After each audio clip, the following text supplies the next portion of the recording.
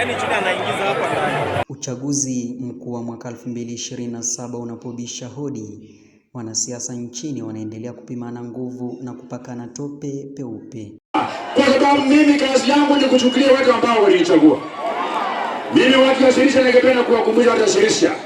Hapa Bungoma ni Sirisia na Mount Elgon peke yake ambayo constituency mzima hakuna hata banka ATM.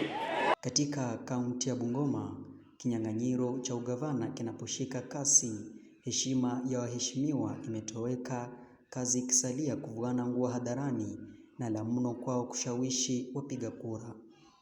Majibizano haya yameanza na mbunge wa Sirisia John Waluke ambaye anamuunga mkono mbunge wa Westlands Tim Wanyonyi kwenye mbio za kutoa afisi ya ugavana Bungoma. Unajua anakujanga na bibi yake huko kwenyu. Ati huyu ni msichana yenyu. Ati sijui ati huyo msichana na wacha niwaambie. Huyo bibi yake anajulikana na watu wengi. Hata mimi namjua. I know. Si amekuwa bibi ya Wamatangi. Kama na Kiambu. Wamatangi. Si amekuwa kampeni ile ilipita alifanya na bibi alikuwa bibi ya Wamatangi. Saa hii ni ya kukotisha, ya kukomboa. Ya kukomboa. Yeah. Saa hii mnacheka mkinyamaza. Wanacheka sana. Nasema ukweli, mimi nasemanga ukweli. Saa hii wakati aliona Wamatangi hata bibi yake alikuwa ameenda.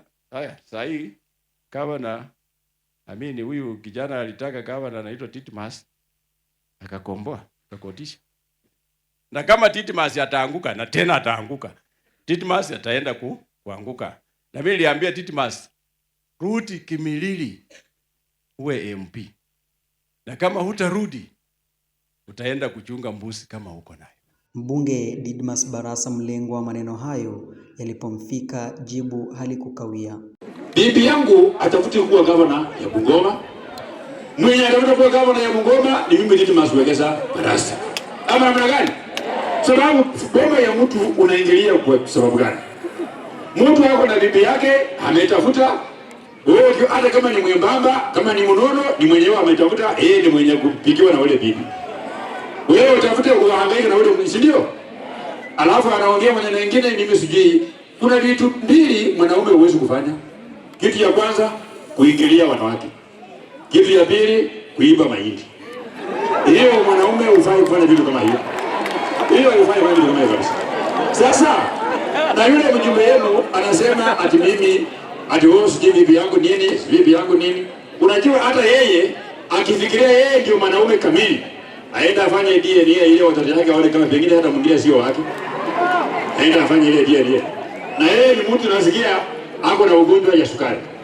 Mimi niliambiwa kama uko na ugonjwa wa sukari, transformer hawezi kufanya kazi. Sasa kati yeye na mimi ndio mwenye kukaa kusaidia kufanya ile majukumu ya nyumbani. Wewe uko na ugonjwa wa sukari, injini haiwezi kufanya kazi. Hata ukikurumishe hawezi kukuruma. Hata usukume wa jambo start hawezi kukuruma. Sasa yeye ndio maana Biblia inasema ujitoe mboni kwa macho yako ndio utoe mboni kwa macho ya mtu mwingine. Barasa akiwa kwenye ziara ya uungwaji mkono eneo bunge la Sirisia katika soko la Bisunu, sauti ikaashiria kughadhabishwa kwake. Mimi naambia wale watu wakiondoka uongozini hawatakumbukwa kwa miaka yao, hawatakumbukwa kwa kuwa wajumbe na 15 miaka 20, watakumbukwa kwa maendeleo ambayo walifanya, ambayo inapeleka watu ya Bungoma mbele.